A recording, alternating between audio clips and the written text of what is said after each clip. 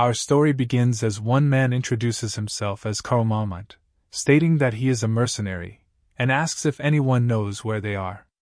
Another man, wearing a confused expression, introduces himself as Lyle and says he owns a carpenter shop, adding that he has no memory of where they are or why they are here. A fat man introduces himself as Grit, saying he runs a street stall shop, and admits that he also has no clue about the situation. A woman calls herself Jenna and states that she lives in a remote forest, saying she has no idea why she is here either. Islet Han, a farmer, says he also has no idea why he is here. So all 11 people gathered have no idea where they are or how they ended up here. One person from the group suggests that maybe they were dragged here by a mage for experiments, but the mercenary immediately shuts that idea down. Suddenly, an unknown voice asks the group what they are all talking about. A pixie flies out of a portal and states that her master has opened a time and space portal, and that the people gathered here need to prepare to fight. Yeah, everything makes sense now. Don't know where they are and now getting asked to fight by Pixie as it is her master's wish. Boys, get ready for Hunger Games. Everyone just stares in confusion at the tiny Pixie as she casually tells them to get ready to fight. One of the members asks who she is, and the Pixie replies that her name is Isel, that she is the manager of this place, and warns him to stay in line if he does not want to get hurt. The mercenary angrily asks if she is the one who brought them here, but the Pixie replies that it is none of his business. I think this is his business as he was pulled here without his will. This response angers the mercenary even more, and he draws his blade, declaring that he will make the Pixie spill the information about why she kidnapped them. The tiny Pixie simply sighs and tells the mercenary to stop acting stupid unless he wants to die. The mercenary prepares to attack and declares that he will teach the Pixie a lesson, but in an instant, his neck is slashed. His head rolls across the ground, and a message appears stating the cause of death as suicide due to stress. The Pixie, with a horrifying expression, states that anyone who dares lay a finger on her will die instantly, as it is a self-destruct system. The others gathered begin to panic, unable to believe that he just died like that. Everyone starts pleading and asks what she wants, and the Pixie calmly replies that they only need to be obedient, fight, and win, that is all. Another message appears for the Pixie, stating that a party has been formed and instructing to drag and drop the heroes. Lyle, Ranto, Marlin, Kelkard, and Jackson are all placed into Party 1, and the Pixie states that her master has finally begun. She tells everyone to get ready. She moves toward a giant stone door and chants for the crack of time and space to open. The door slowly begins to open. Everyone in Group 1 is completely stunned by the sight. The Pixie casually tells them to enter the door if they do not want to die like the last guy. While all of this is happening, one of the players says he has a question to ask. The Pixie angrily snaps back asking what it is, and it turns out to be the farmer, who asks if she wants them to climb a tower, explaining that they are all only one-star heroes with no weapons, and at this rate they would just be a suicide squad. Something tells me this is not the first time this guy is facing this situation.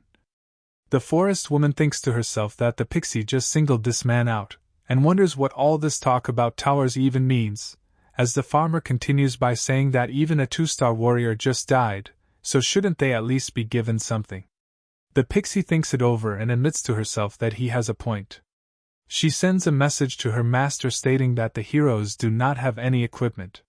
She suggests summoning equipment, and a message appears stating that heroes without weapons have been granted old iron swords. Another message appears showing that a 10 times summon has been cast using 50,000 gold. Everyone begins receiving random weapons, and one man asks if Han the farmer knows something about this place, but Han denies it, saying he has not been here long.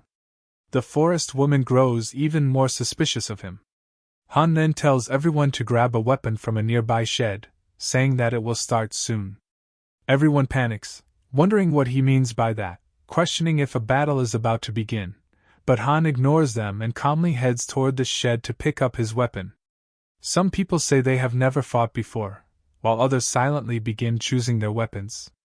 Soon everyone has picked a weapon, but while some look terrified, others appear confident. The pixie shouts at them and orders all 5 to enter the gate immediately. One of them approaches the gate and touches it. He hesitates, feeling pressure from the gate, but the pixie yells at them to stop dawdling and enter immediately. We see that Han has picked up a shield, confusing the forest woman, as she prepares for battle with her bow, while in the background one person says he does not want to go in. The forest woman asks Han if he knows what is going on, why they have to fight, and who that pixie really is, but Han casually replies that she asks too many questions and tells her to just enter the arena, kill all the enemies, and everything will take care of itself. Suddenly, a message appears stating that Marlin has returned to the goddess's embrace, shocking both the farmer and the forest woman. The same message appears again, but this time it is Kelkard.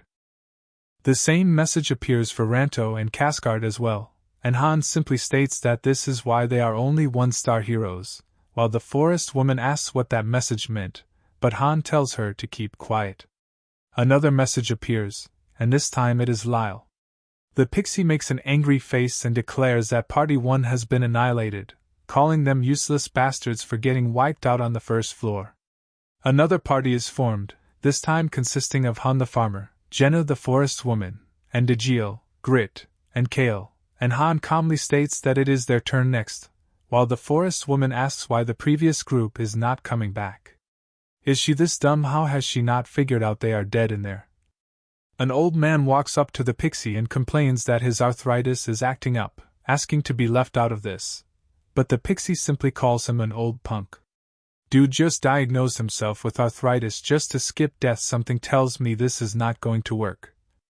The pixie angrily curses at him and orders him to get in already, as the forest woman drags the old man toward the portal, while Han leads the group with a sword and shield in his hands. As everyone enters, the pixie suddenly yells that she believes they can do this. I never thought we will hear encouraging words from our pixie friend. Everyone looks amazed, but the tower stands before them. Everyone is confused about what kind of place this is, with some thinking it might be a temple, and a huge portal stands in front of them.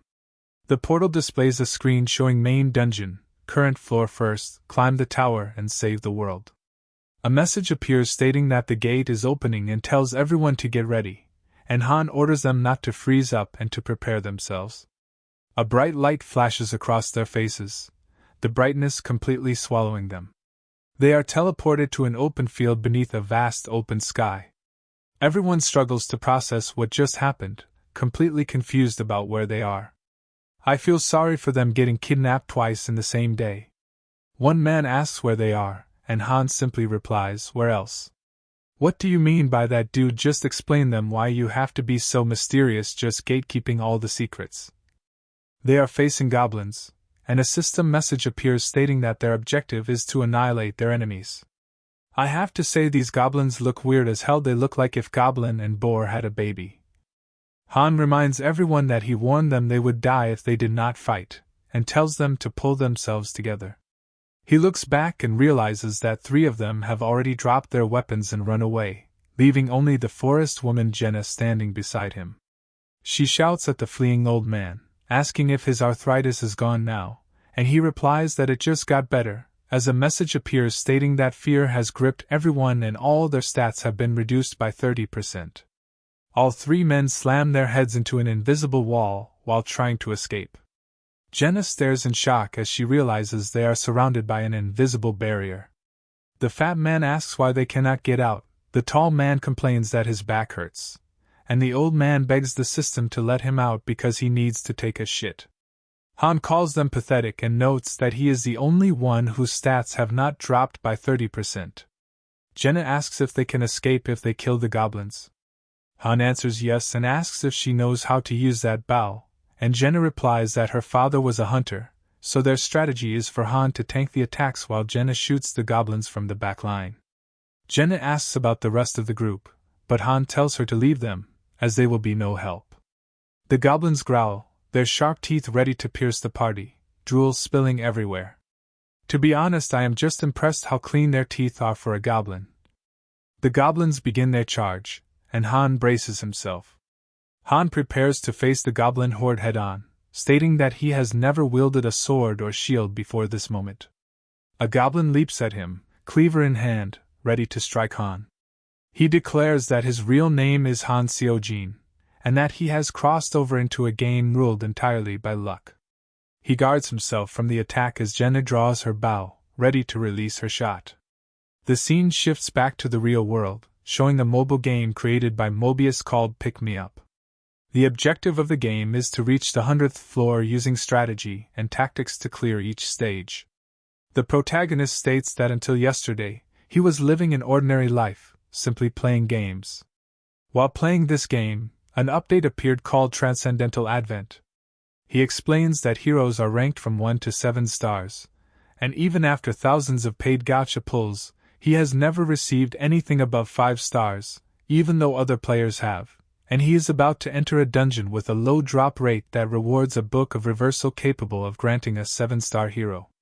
He explains that unlike other games, Pick Me Up follows hardcore rules. He states that heroes cannot be revived once they die, and his usual tactic is to send expendable reconnaissance teams to scout dangerous dungeons. He enters the Advent dungeon. A warning flashes as fear overtakes all members, and he wonders why these characters are so scared. He thinks to himself that it does not matter, as he only sent this team to scout anyway. Suddenly, a shadowy figure stabs his character with its hand, and the figure's level reads 999, making him wonder if this is some kind of bug. A message appears stating you lose. RMC thinks it is obviously a system error.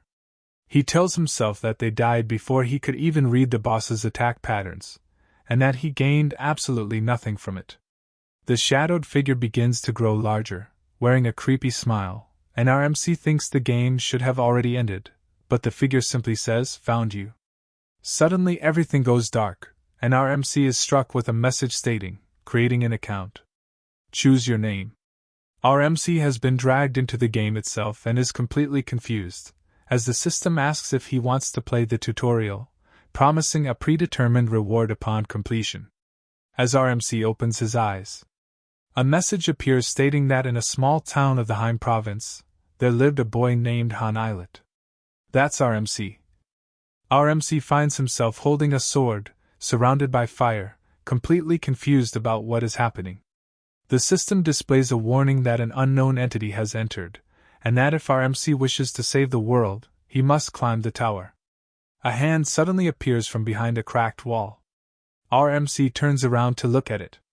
A message appears ordering him to take down the goblins that have invaded the town. Just then, a goblin appears right in front of RMC, completely confusing him about what is going on. Fear grips him to his core as he wonders if this is really happening. But reality does not give him time to think. The goblin leaps toward him and attacks. Pure instinct kicks in, and RMC barely manages to raise his guard in time, deflecting the attack with his sword.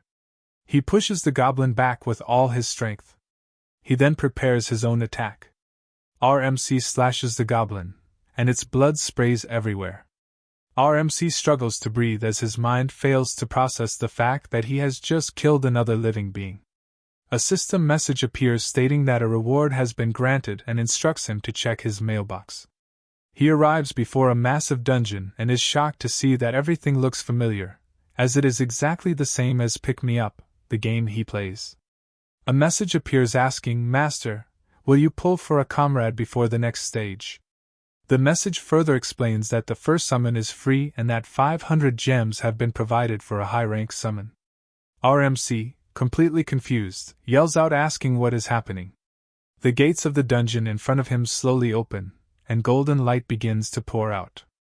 A blonde girl wearing golden armor appears, and a message displays that the master has received a 4-star hero, Shay. Still confused, RMC stares at the summon. He wonders if he was summoned in the same way. The woman asks if RMC is the one who summoned her. The blonde knight walks toward him and introduces herself as Shay Lathistry. Another message appears asking if he wishes to form a party with the hero. It displays that Han, 1 star, and Shay, 4 star, have formed a party. They are teleported back into the dungeon and face goblins once more, and Shay asks RMC if he is a newbie because his stance is terrible, to which RMC replies that it is his first time. Within minutes, the stage is cleared, with Shay clearly being the MVP, and RMC admits that since she is 3 stars higher than him, she had no trouble clearing the stage, and he is relieved because of that. But the easy part ends there, and the real problem begins.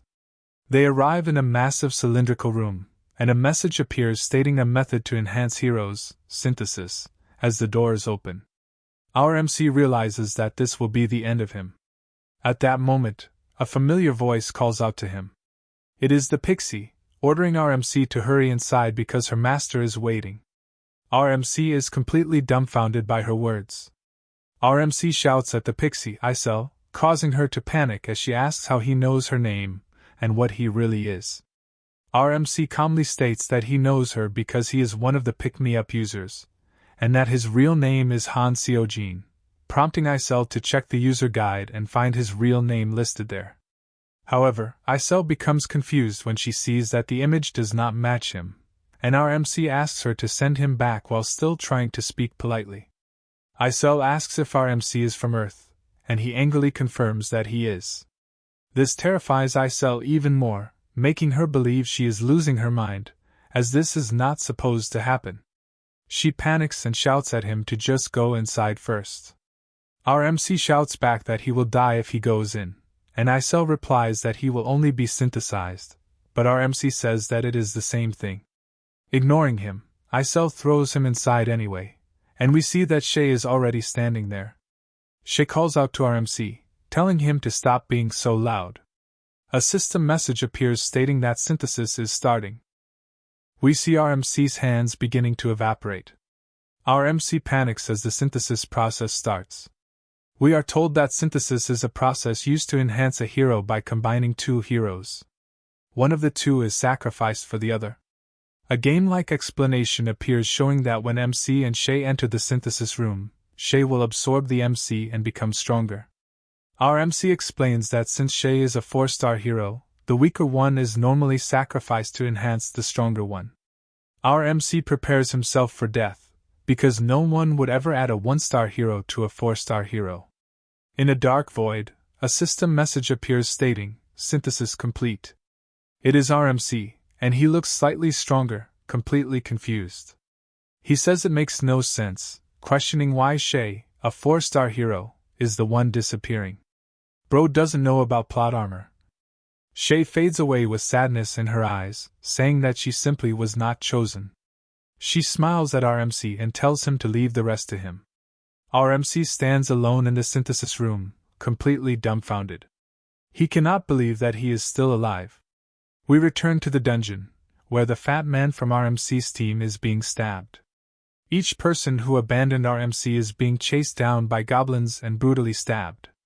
Our MC smashes his shield into a goblin's face and declares that he survived. Our MC thinks that whoever is managing this account either made a mistake during the drag and drop synthesis or is playing without thinking. He says he was lucky, and that Shay died only because the master was stupid. As we see, he has already defeated 3 goblins and asks where the remaining 2 are. Jenna says she got one and does not know about the other, so our MC tells her to come back and says they will deal with it later. But a goblin suddenly appears behind him and stabs him with a cleaver. Our MC turns to face the goblin, and only one thought fills his mind. He does not know why he ended up inside this game, but he did not just get summoned as Han Islet, he is also nothing more than a 1-star hero. He screams at the goblin and releases all his frustration by smashing his shield into its face. Our MC recalls the horrifying face of the bugged monster and the way it laughed at him. Our MC concludes that this must be the reason he was dragged here. But our MC is not the type to give up, and he declares that they messed with the wrong person. We see a terrifying expression on our MC's face as he repeatedly batters the goblin's face with his shield. We finally see the goblin fall, as Jenna runs toward our MC. She calls him Appa and asks about his arm, and our MC replies that he will be fine once they go back. We see that our MC has lost one arm and his shield is completely broken, and he explains that there is no direct player control over combat in this game, as heroes fight on their own, which is the very reason this game is famous. You can observe this world like a god, and as he looks to the sky, he sees a giant eye watching them. he asks the master if he is having fun. He admits that he also used to enjoy playing this game, its crafting, tactics, strategies, and hidden features, even if he calls the game trash. He calls out to the 5th place ranker, Loki. He calls him the master of masters and tells him to watch as he survives until the very end. Bro has some personal beef with that player, I think. A message appears stating that the stage has been cleared and that Jenna has leveled up. As a reward, they receive gold, steel, copper, and leather. And the MVP is none other than RMC, Han, the 1-star hero. We see RMC sprinting in the training grounds, having accepted his fate, believing that whining is for children. He thinks to himself that there are only 2 ways for a hero to die: in battle or through synthesis, and that being a 1-star hero in this game is meaningless. They are disposable and of the lowest quality. They have low base stats and slow growth rates, and he fears that if he remains like this, he will eventually be synthesized. Sweating heavily while training, RMC declares that he must become stronger to survive, to take revenge, and to return. RMC does not know how things will unfold, but he knows he will die if he does not adapt, and will be devoured if he does not accept this world, reminding him of his days in the military. RMC begins doing crunches, stating that he must become physically and mentally strong, or he will not survive this place. He slashes a straw dummy, thinking about how he survived as an orphan, and that he needs to return to that mindset. RMC starts doing push-ups. And oh gonna line, this got me motivated to work out. Jenna approaches RMC and asks what he is doing. While continuing his push-ups, RMC replies that he is training to kill monsters. She asks why his tone is so harsh, but then lets it go.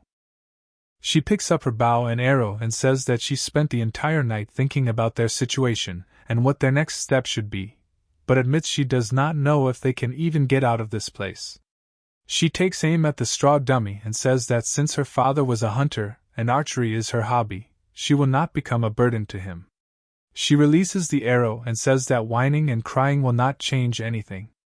The arrow pierces straight through the dummy's face as she asks RMC if he knows how to survive here.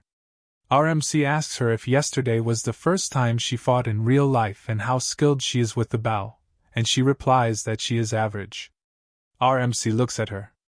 A status screen appears showing she is level 2, class novice, with the skill low rank archery. RMC thinks to himself that even though her stats are lower than his, she possesses her own unique strength. He notices how quickly she moved on from the deaths of others, calls her a diamond in the rough, and tells her that he will help her. He extends his hand toward her in friendship. She takes his hand with a bright smile and sparkling eyes, saying her father always told her that connections are important in life, and asks if her dad is the greatest. Boys, we are stuck with a daddy's princess. RMC ignores the comment. He shakes her hand anyway, and a message appears stating that Jenna feels goodwill toward Han. An intimacy bonus has been created, granting stat bonuses when they form a party together. RMC calls out to Isel, asking if she is there. The mischievous pixie appears and yells at him, saying she is busy, but RMC remarks that she sure arrived quickly for someone so busy. She says she will not answer any of his questions and that he will get his answers only if he reaches the top of the tower, but RMC asks anyway, questioning if he is the only one who can see the stat windows above people's heads. This instantly shuts Isel up. She starts lying, claiming she has no idea what he is talking about, but RMC calmly states that Isel's level is displayed as 257. She panics and confirms it, asking if he can really see that, before calling him irritating. That reaction confirms to RMC that he is the only player who can see these windows. RMC asks what happens if the master quits, and Isel angrily tells him to just pray that he does not. RMC then asks if time here flows differently from Earth, causing Isel to yell that she already told him not to ask questions. RMC calmly concludes that time does flow differently and thanks her, which only makes her angrier as she calls him a 1-star piece of trash. He thinks to himself that Isel cannot directly harm him, as she can only interfere in self-defense or follow the master's orders, meaning he has to figure out the rules one by one and adapt. Jenna asks what they were talking about, and our MC explains that they must clear 100 stages of this tower. He adds that someone called the Master gives orders to Isel, and that if they complete all the missions and reach the 100th floor, they can return home, meaning they need to train even harder. Jenna asks if it is just the two of them, and our MC explains that the Master can summon more heroes. He concludes that ultimately, their lives are in the Master's hands. We see the layout of the area, with a walled training ground to the south connected to the synthesis room, and a town connected to the summoning room, as our MC explains that after spending a day here, he discovered several interesting rules of this world. Daily necessities are refilled each day, and by imagining something, it appears in a drawer or closet, though guns and similar items do not work. He also learned that training results differ, and that heroes can have different combat power even at the same rank. Training does not increase stats or levels, but instead refines skills. He believes that an observant master will soon categorize heroes into 3 groups. First, by mentality, as the master does not care for heroes who panic. Second, by skill, since high-ranking heroes are summoned with skills already learned, while low-ranking talents have hidden potential. Third, by physical capability. That is why our MC continues running and training relentlessly. It is now the 3rd day of training, and the master has finally logged in. Our MC is now level 5, rank novice, with skills low-rank swordsmanship and shield technique, and he tells Jenna to be ready because the master is here, but Jenna replies already, confusing him since it has only been 3 days. A window appears showing that the master has begun summoning, and our MC predicts that he will summon 3 more heroes, as a party usually consists of 5. 3 heroes are summoned, Aaron, Toby, and Yelsons, all 1-star heroes, all confused about where they are. Jenna tells them to get ready to fight, and says she will explain everything later. Once again, Isel chants to open the crack of space and time, and the giant door begins to open. All the newly summoned heroes join their party. Our MC tells Jenna to get her weapons ready, standing firm with his sword and shield while Jenna readies her bow and arrows, as the remaining 3 stand empty-handed. Boys, I don't think they are going to survive long. A tip appears, the same one as before, stating that heroes without weapons will enter the dungeon with an old iron sword. We see Isel trying to get new people to enter the dungeon, but they keep asking questions, while our MC contemplates how he has no weapons to give them since the previous ones died along with their owners. Jenna tries to hold back a bald man who is asking too many questions to the pixie, and we all know how that usually ends. The bald man assumes Jenna is working with the pixie and had a hand in summoning them here, while our MC does not bother reacting, knowing they will understand everything in a few minutes. Jenna and our MC head toward the portal, while the newly summoned people are still arguing with Isel. We then see Isel simply throw them into the portal and order them to follow everything she says, just like our MC and Jenna. The portal gate closes, and Isel smiles while saying have fun, as if she did not just throw them into a dungeon against their will. Everyone is teleported to the 2nd floor, and the quest is the same, kill all enemies. While the new summons stand around confused about where they are, our MC asks Jenna if she is ready. This time, wolves appear alongside the goblins. A message pops up stating that the new summons are in a state of fear and their stats have dropped by 30%. They look terrified, as just moments ago they were minding their own business, and now they are about to become food for hungry wolves. Another message shows that Jenna is also in a state of fear, and our MC asks if she is scared too.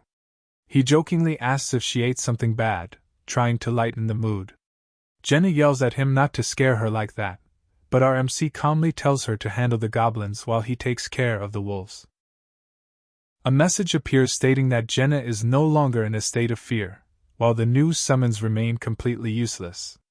2 wolves charge at the team, and our MC raises his shield to defend. One wolf opens its mouth wide to bite our MC. Our MC opens his mouth to bite the wolf. Just kidding, he thrusts his sword straight into the wolf's open mouth.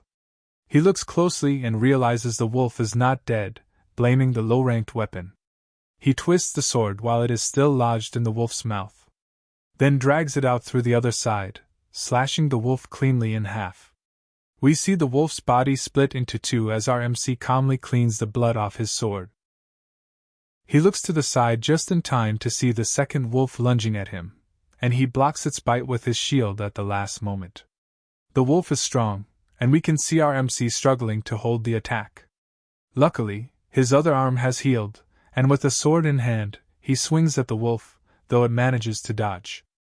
But not for long, as our MC catches up and slashes the wolf down just like the first one. Looks like all the training paid off. After dealing with the wolves, he scans the battlefield and asks what happened to the goblins. We see two goblins lying on the ground, their bodies completely covered in arrows. It's like acupuncture, but instead of small needles, it's big arrows. Jenna continues firing arrows into them as our MC asks how many she killed. He tells her to stop because they are already dead, and Jenna finally snaps back to her senses. A message appears stating that the stage is cleared. Our MC and Jenna have leveled up, and to no one's surprise, our MC is the MVP. This time, the rewards are 5,000 gold, iron ore, and leather. The team returns to their base with dead expressions on their faces, and surprisingly, the new summons also managed to survive. Another message appears stating that they will proceed to the third floor.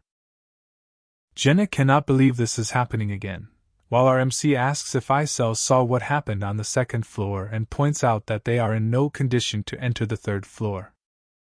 Our MC thinks to himself that players usually do not care about sending heroes into match after match, but they are clearly in no state to fight. He wonders what will happen next and how they are supposed to clear the third floor. Isn't our MC just lucky? A message appears stating that the master has logged off. Everyone lets out a sigh of relief.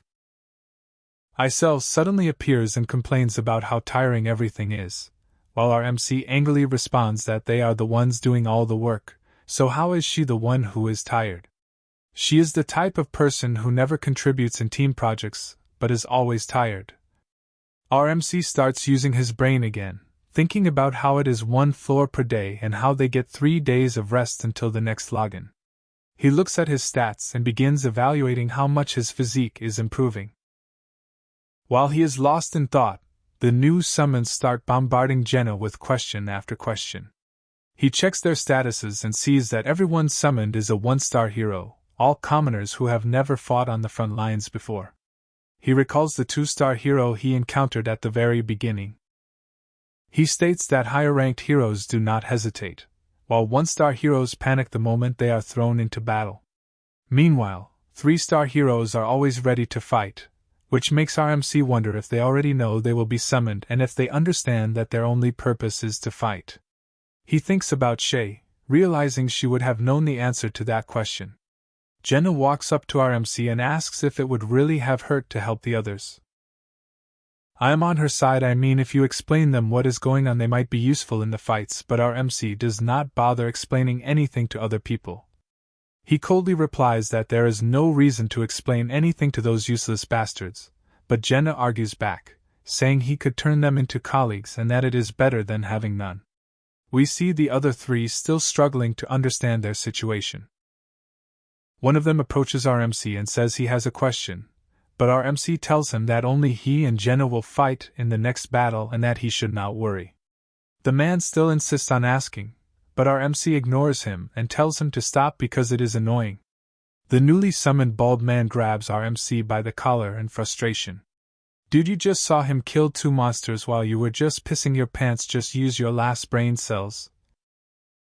He is immediately punched in the face by our MC, who calls him out, saying that while they were fighting, he was doing nothing but standing behind them. The other 2 new summons rush in and pull him away, while our MC turns to Jenna and asks if she is happy now, since he technically answered their questions. Our MC does not waste any time and continues training until the next day. After finishing his basic exercises, he moves on to weapon training. He repeatedly slashes the straw dummy while Jenna keeps shooting arrows, and the system shows that their skills have leveled up. Meanwhile, the other 3 never even show up at the training hall. They claim they are searching for an exit from this place. How have they not understood yet that there is no escape to this place? While they do that, Our MC and Jenna continue refining their skills on the dummies. One of Jenna's arrows accidentally strikes our MC in the leg. Jenna rushes over in panic and asks if he is okay. He calmly pulls out the arrow and tells her that he already said not to worry. He explains that this world is not the same as the physical world and that they heal quickly here, as a message appears stating that our MC has acquired a new skill, pain tolerance. He tells Jenna to keep going, saying he will not stop even if it hurts. That pain is the only proof that he is still alive. He tells her to keep shooting while he blocks every attack with his shield. Another system message appears stating that basic swordsmanship and shield technique are being combined into a new skill. Basic sword and shield technique has been acquired. Dude, that's such a lame name. We see the camp from above, looking strangely peaceful. Of course, that peace does not last, because Isel is there, yelling at our MC and Jenna to gather everyone in the square in case the master appears. We see Jenna doing light flexibility exercises as she warms up, and our MC comments that she looks more adapted than he is. In contrast, the three idiots are still desperately trying to return home. As expected, Isel does not need much of a reason to get angry.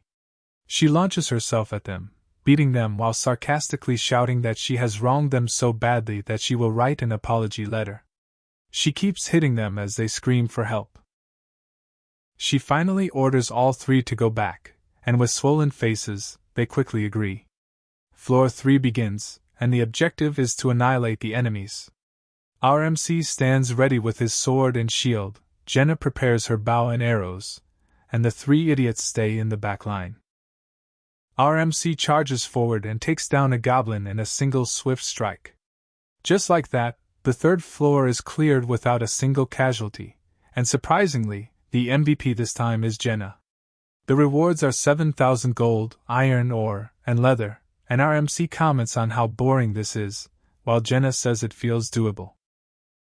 Both of them glance at the three idiots, and Jenna points out that they still refuse to fight, while our MC is secretly happy since he does not want to share experience points with them. A tip appears stating that disobedient heroes should be made to run in circles to increase their activity. Our MC is confused, wondering what that message means and why this is not over yet, when another window appears asking if they want to attempt the first floor again. The team is teleported back to the first floor, and one of the newbies asks if this floor is safe, to which Jenna replies that maybe their master is not heartless after all. The same monsters appear again, just like the first time they cleared this floor. Jenna puts in minimal effort and wipes them all out. The stage is cleared, Jenna is MVP again, and the reward is 1,000 gold. Guys, is the MC changing? It feels like Jenna is the only one getting stronger. We see the master attempting the first floor again, and our MC realizes that if things keep ending this quickly, the master will not give them any rest. The team continues clearing the already completed floors again and again. We see the team finally starting to tire out, and Jenna asks if the master will send them to the same floor again.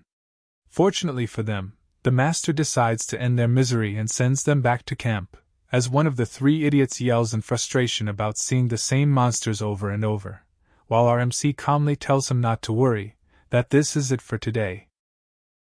Jenna asks what he means by that, and our MC explains that it looks like their master does not have enough time to cultivate insects. We see the doors of the synthesis room beginning to open. A message appears stating that the synthesis process has started. It is the first time the three idiots have seen this room, and they stare at it in confusion, not understanding what is happening. Our MC looks at them and thinks that they do not even realize what kind of opportunity they have been given. Our MC points out all the facilities of the camp one by one, starting with the crack of space and time where they go to fight, then the synthesis chamber, followed by the armory, then the floating docks, and finally the training hall and the summoning hall. As the synthesis room fully opens, our MC realizes that he has been given a huge chance. He explains that the master can see who is fighting and who is not, and that the master has clearly favored him and Jenna. Isel appears and yells at Jenna, ordering her to enter the synthesis chamber, and Jenna looks at our MC in fear, but he reassures her that she will be fine. One of the idiots asks our MC what will happen if they go inside, and our MC replies that they will be judged based on what they have done. The man shouts that all he did was get dragged here against his will, and our MC tells him to shut up, a response that Isel clearly likes. Our MC asks him what right he has to ask for help when he did nothing but panic, saying that if he had at least tried to fight, things might have been different, and the devilish pixie gets angry as well and orders him to go in already. The chamber door is shut. A message appears asking if they would like to continue with synthesis. Jenna stands inside calmly, while the idiot screams about how this could happen to him and begs to be let out. The synthesis process begins, and his body starts to evaporate. We see Jenna exiting the chamber, having acquired a new skill called Eagle's Eye, but she is confused as the other man disappears into light. Our MC explains that in this place, useless people are sacrificed, and he waits calmly, knowing his turn is next. He looks at the remaining idiots, and wonders which one of them will be used as a sacrifice for him. Isel appears at the perfect moment, and orders our MC and Toby to enter the synthesis chamber. Toby begins trembling in fear. While our MC calmly walks inside, Toby collapses to the ground, unable to move. The idiot foolishly believes he is being sent back home, and our MC does not bother explaining anything to him. In the next moment, Toby turns into light and disappears. Our MC emerges from the chamber, having leveled up and acquired the composure skill. He walks out without emotion. As he passes the last remaining idiot, he tells him how lucky he is. Jenna asks our MC if heroes who are no longer needed are erased in that room, and our MC asks why she looks so gloomy, questioning whether she was not tired of cleaning up after those useless heroes. She trembles in fear, wondering if she would meet the same fate if she ever became useless one day. Our MC tells her that as they climb higher, the monsters will grow stronger, and so will the summons, and that one day she might die in battle or be used as a sacrifice. Our boy is just heartless. He tells Jenna to remember what her father said if she wants to survive. The next day arrives, and they are back at the training grounds. As our MC is about to enter, Jenna suddenly shouts that from now on, she will be under his care, and our MC asks if she ate something bad. She explains that yesterday he said he would help her if she stood by his side, so she is simply making it clear that she is on his side. Our MC responds in a cold tone that she will not die as long as she does what she is required to do. The last remaining idiot approaches and asks if he can join them as well. I think bro received some brain cells after the other two idiots died, so it's true you are the average of your friend group. He apologizes for being a fool, says he will change, and promises to do whatever our MC tells him to do. Our MC asks how he can trust him, and the man starts begging, while Jenna says she is glad he finally came to his senses. Our MC asks if he has ever fought a monster before, and the man admits that he has not. Our MC throws a practice stick at him and tells him to start training. The man says he is not good with a spear, but he has heard it is one of the easiest weapons to master.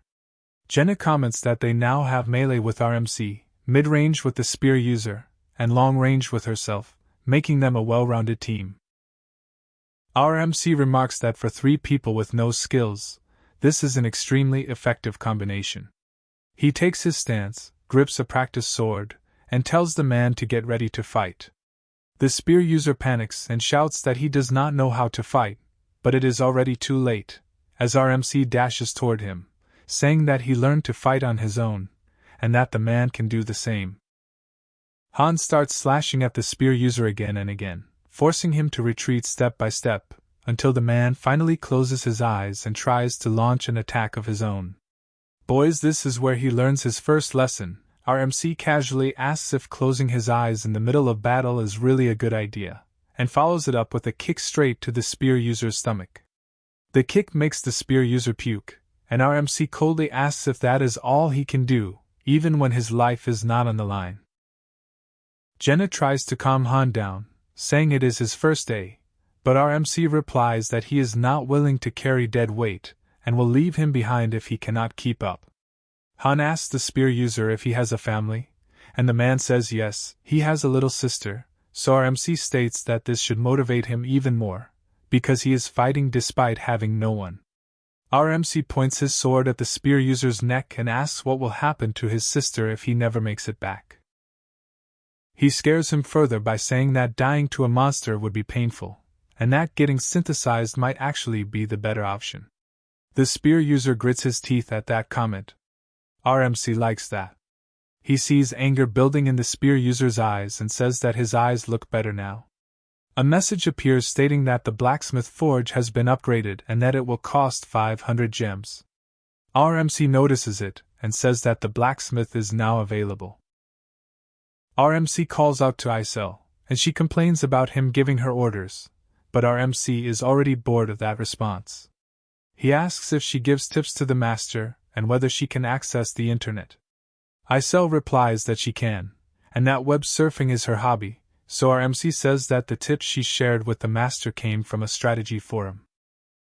Isel is shocked and asks how he knows that, and our MC replies that he is a pick-me-up user who reads popular posts on the official forum, and that Loki was the one who uploaded it, which shocks her even more. Isel still mocks our MC, calling him the lowest of low heroes, and says that Loki is the master, the god of the pick-me-up game, and that he would have been rank 1 if he had a 7-star hero. Isel is such a fangirl of Loki. Our MC smirks and asks why she likes Loki so much, and she replies that it is because he turns the impossible into possible. Our MC says he feels sorry for her, and Isel stops her rant about Loki. She turns serious and asks what he means by that. Our MC looks at Isel and says that he is Loki. Our boy is the rank 5th player in the entire world of pick-me-up. Isel immediately says he is lying, but our MC responds by giving her his account number. He explains that an account number is private information and cannot be known by anyone except the player, and asks her to check it. Isel opens her system and cannot believe her eyes, realizing that our MC is telling the truth, he is really Loki. Isel completely breaks down, asking for his autograph and saying she will become the top member of the Ragnar Loki Club. Our MC asks what the Ragnar Loki Club is while giving her his autograph, and she explains that it is a Loki fan club, and that having his autograph will let her climb to the top rank in it. Our MC says he has never even heard of it, while Isel internally panics about how she has been talking arrogantly to the real Loki this whole time. She suddenly remembers something and asks what will happen to Niflheimr without him, and our MC says he has no idea. She explains that Niflheimr is his lounge and one of the best in the system. She then asks what will happen to the 20,000 troops there, and our MC replies that if she is so worried, she can just send them off. Isel says she cannot do that, and our MC replies that he knows she is just a mid-level admin who gets pushed around. Our MC gets serious and asks if the master of this account is a human, and if the other summons are not AI, and Isel confirms that is true, adding that the origin of this world is different. She explains that the master is just a player who enjoys the game, and does not know that the heroes are real living people facing real danger. Our MC asks if reaching the 100th floor will let him return to Earth, but Isel says she does not know for sure. Our MC moves to his next question and asks who brought him here, but Isel hesitates. She apologizes, and our MC says it is fine, and that for now he will focus on climbing the tower.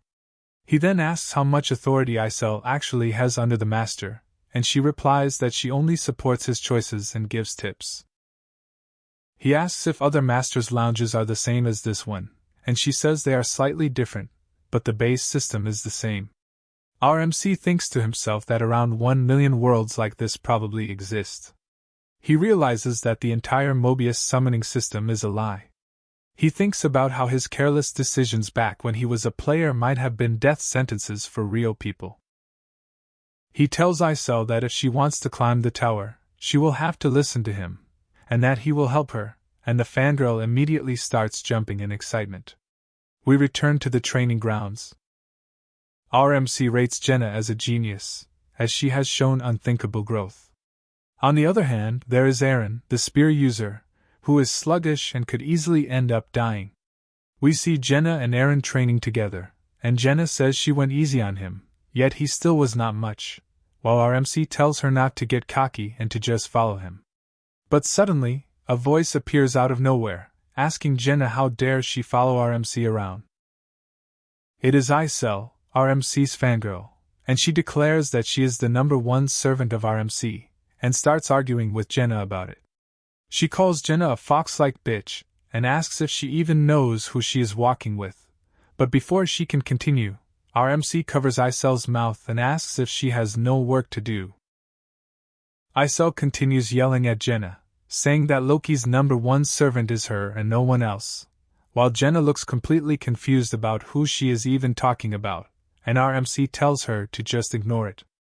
Our MC asks Isel to open the storage, and Isel, being the fangirl she is, immediately agrees. We see a dark room where all the rewards are stored. A message appears showing that Han has picked up 6 steel, 3 leather, and 4 planks. He then asks Isel to open the forge, and Jenna asks what he is planning, so our MC explains that he cannot keep using a dull blade forever. Our MC thinks that from the conversation he had with Isel, he is half master and half hero. So he wonders if it is possible for him to access areas that only masters are supposed to use.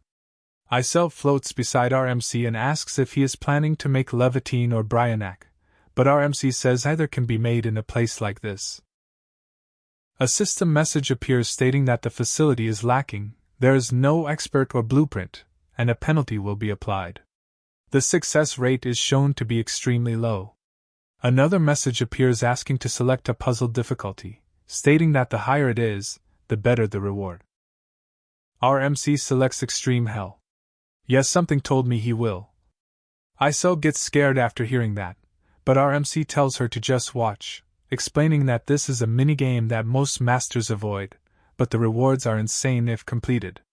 They are teleported into the minigame, where thousands of floating blocks appear, and our MC has to form a shape within 3 minutes. Isel cannot figure out what the shape is, but our MC tells her not to worry. As he works on it, Isel suddenly shouts that she can see it now. It is the legendary Thousand Hand. We see our MC moving at the speed of light, assembling the shape with the floating blocks. It is a huge success, and our MC crafts a perfectly forged sword. Isel is amazed, saying the sword is sturdy, light, and sharp. But our MC does not stop there, as he also crafts a sharp long spear, a hard iron shield, and a sturdy long bow. He notes that all of them are C rank, while Isel asks if he is not going to make more, but he says doing so would alert the master. We see that the master has logged in and sent them to the 4th floor. The mission is the same, eliminate the monsters, but now the team is equipped with well-made gear. A new monster is introduced, flying harpies, and our MC has already formed a plan. Eren will protect Jenna while she takes down the flying monsters. The battle begins, and Eren starts swatting the monsters with the new spear. Our MC defends the team from goblins with his shield, but looks at Eren in anger as he attacks wildly, until Jenna slaps Eren and tells him to get it together. Jenna tells Eren that if he keeps this up, they will fail and die, and asks if he is okay with that, and seeing blood flowing from his nose, Eren finally calms down. Our MC dashes toward the goblins and tells Eren not to make a fool of himself, and Eren replies that he will try his best as the fight continues. We see our MC cutting down goblins in his path, while Eren stops the harpies from reaching Jenna, and she keeps shooting them down. The stage is cleared, Eren has leveled up, and our MC is the MVP. The rewards are 10,000 gold, iron ore, and leather. We see Eren gasping for air, exhausted from the battle. He looks at Han and asks what will happen to him, since he did not contribute much in that last fight. A message appears just in time stating that Eren has been added to favorites. Guess that means he is safe now. Our MC reads the message out loud, and Eren cannot believe it. He made it, boys, we have official 3rd member of our core team. Jenna jokes that subordinate #1 was a success, and now subordinate #2 as well. Our MC walks toward the storage room to store his weapons and thinks to himself about subordinates, realizing he never wanted subordinates in the first place. Even so, He thinks that his first real subordinate is actually his lounge, Niflheimer. He thinks about the 5-member team he used to play with and wonders if he might run into them someday.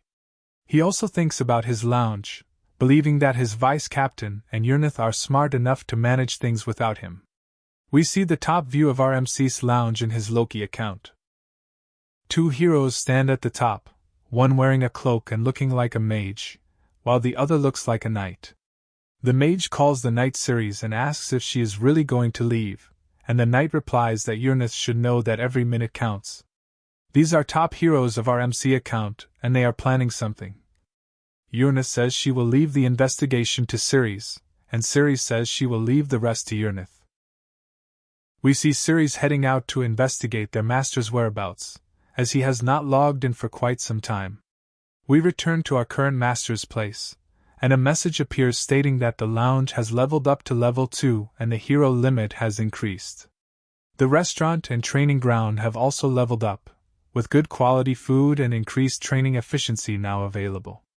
The smithy, woodworking, and metal processing shops have been combined into a single equipment workshop. And the entire square has evolved into level 2. Damn, that's too much of upgrades. Jenna is completely stunned as she looks around at her surroundings. She asks what is happening, and Aaron guesses their master must be a mage, but our MC knows their master simply used money to upgrade everything and make the gameplay more fun. Our MC thinks their master is an office worker, since his playtime is fixed and he spends real-life money on the game, while Isel is happy about all the gems and gold he purchased and says it is better than a broke student gamer. Our MC agrees, as Pick Me Up does not reward many gems for completing missions and events, and most of them have to be purchased with money. A message appears stating that the master has begun 10 summons, which immediately grabs our MC's attention. The team gathers at the summoning hall to greet the newcomers, and our MC says that the decoration is complete and now it is time to invite the guests. Our MC explains that there are 2 ways to summon, one using gold for regular summons, and the other using gems for advanced summons, with gems being the better option. 10 people walk out of the summoning room, one saying he was just at home a few seconds ago, while a woman asks what is happening. One of the men asks our MC who they are, and is immediately met with the tip of our MC's sword. Yet our boy is not good with words. His first reaction to any question is "I will kill you." Our MC tells him he is not going to explain anything right now, and will only explain things to those who survive their first battle. Isel tells everyone to pay attention and asks if anyone is a carpenter, telling them to step forward, then asks if anyone is a blacksmith, tanner, or cook, while the new people demand explanations. Jenna asks our MC what Isel is doing, and our MC replies that she is assigning roles since they now have new facilities. A message appears stating that another party has been formed. The second party consists of Jid, Hansen, John, and Teddy, all 1-star heroes again. Our MC explains that the master will now start separating the new 1-star heroes into useful ones and useless ones, as Isel orders the new party to enter the dungeon. A message appears stating that John has returned to the goddess's arms.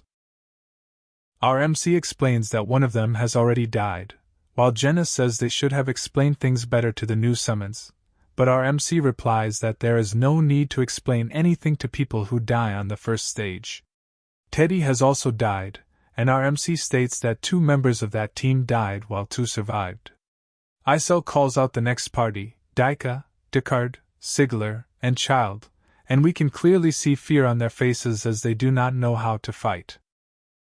Aaron walks up to them and offers to fight with them, but Isel stops him, saying this is not his fight. "Dude, just stop, why are you acting up, let the natural selection happen." Jenna thinks about how much Aaron has changed, since just a few days ago he had never even held a weapon, and our MC asks Isel to let Aaron join the party since he is also still lacking in combat skills. A message appears stating that Aaron wants to join the fight and asks if it will be allowed. Another message explains that heroes who volunteer to fight perform better in that battle. Our MC tells Aaron not to set a precedent like this again, and Aaron agrees as he walks into the crack of space and time portal. Jenna yawns and says she wants to go back and eat, since the master has only given them potatoes for days, and RMC wonders if she has any tact at all. RMC tells Jenna that their voices are not directly heard by the master, but instead filtered into messages, and the master's screen now shows that Jenna and Han have shown distaste at the cooking. The stage is cleared, and Eren walks out of the portal with the entire team intact, and RMC asks how many goblins he killed, to which Eren replies 1, just to show the newbies how to fight. RMC tells Jenna and Eren to head back, and Jenna asks if they will finally escape the potatoes. The dining room has been upgraded, and now they can eat good food as long as they are not considered useless. Jenna is very happy to hear that and asks if they can have the highest grade lamb steak, while Eren says he would be fine with turkey, and RMC asks if they even listened to what he just said. A bowl full of potatoes is placed in front of them. We see Jenna and RMC staring in disbelief and frustration, as one of the newbies, now working as the cook, explains that while they have condiments, potatoes are still the only ingredient available. RMC looks at the man and thinks this bastard really called himself a cook. He checks Dolph's status bar and sees his class is novice, his skills are none, and even his stats are terrible. He scans the entire hall and thinks about how this guy has no cooking skills at all, then checks if any other summon has them. He walks up to Chloe and declares that she will be the one doing the cooking from now on. Our boy didn't give her any option, guys. I think RMC is misogynist. He knows women belong in kitchen. A message appears asking if he wants to make Chloe the cook and replace Dolph. Dolph begs, saying he will do better and asking for another chance. But RMC replies that he respects his situational awareness, yet he should have lied about something harder to catch, while Chloe looks saddened by the sudden decision. RMC tells Dolph this is the last time he will overlook something like this, sending chills down Dolph's spine. We see a table filled with potato dishes, mashed, fried, and boiled. Jenna tastes them and yells that they are delicious, saying she never knew potatoes could have so many flavors, and Chloe shyly explains that it is because they had many condiments. RMC stabs a potato with his fork and tells everyone to eat while they listen, because he will not repeat himself. He tells them to remind the other newbies of the same thing, that is, if they do not want to die. RMC is a bully just giving orders to his freshers. Night falls on the base, and everyone gathers in the accommodation. They all sit around one table like a big family, and Jenna says that before all this, she had never fought in her life, but now she believes everyone can achieve this too. One of the guys asks if they are doing something different, and RMC explains that Anak and Chloe are carpenter and cook, so they can be useful in other ways. Dolph speaks from the corner, saying he can also be a carpenter, but RMC warns him that if he lies again, he will recommend him as the first sacrifice for synthesis. RMC explains to the newbies that non-combat roles have a higher chance of survival, but they should not feel safe, because if someone with better skills gets summoned, they will be replaced as fodder. We see how peaceful the base looks at night. But RMC does not rest and returns to the training camp, noticing that only 3 new people show up. Their names are Jeed, Hansen, and Daika, and Jenna says the others are still scared and hiding somewhere, while RMC is secretly happy since he was getting tired of sparring with Eren. We see RMC completely dominating the new recruits, as they cannot last even a few seconds against him. He also notices that Jenna's low-rank archery skill has reached level 5 and her dagger skill level 2. But Eren's spear skill is still only level 2, even though he trains early and leaves late. And the 3 new recruits all only have level 1 swordsmanship. All 3 collapse on the floor and tell RMC he is really strong, and RMC explains it is because he is a higher level, though the meaning goes over their heads. A few days later, another free 10 summons happen, and RMC does not even need to step in, as Eren and the others handle the situation. During the selection process, only 1 person dies. Jenna points out how more and more people are joining their group, and RMC says there will only be more. Jenna asks why the master has not attempted the 5th floor yet, since it has been a long time since they cleared the 4th. RMC knows the truth. that the 5th floor is on a completely different level, and they will need one extremely strong party to clear it. He explains that every 5 floors, the difficulty spikes like a boss stage, and even he is not sure if they can handle it at their current level. He thinks to himself that even with all this training, there will still be many deaths, and he does not need to tell that to Jenna. We see the master form a combat team consisting of Jenna, Han, and Eren, along with Jeed, Hansen, and Daika, and a support team with Anak and Chloe. We see the combat team sent to the 4th floor again. The same monsters appear, making it good combat practice.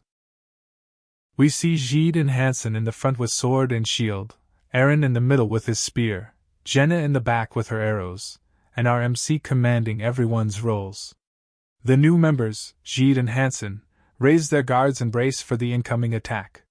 One of the harpies claws at Hansen, but he blocks it with his shield. Meanwhile, Jeed holds back the goblins charging at them. Eren grips his spear tightly and waits for the perfect moment to strike. He finds his opening and starts thrusting his spear, defeating the monsters one after another. Our MC says that he could clear this stage alone if he wanted, but then they would not get any formation practice. The stage is cleared, Jeed and Hansen level up, and Jenna is the MVP. The reward drops to 2,000 gold, along with some iron ore and leather,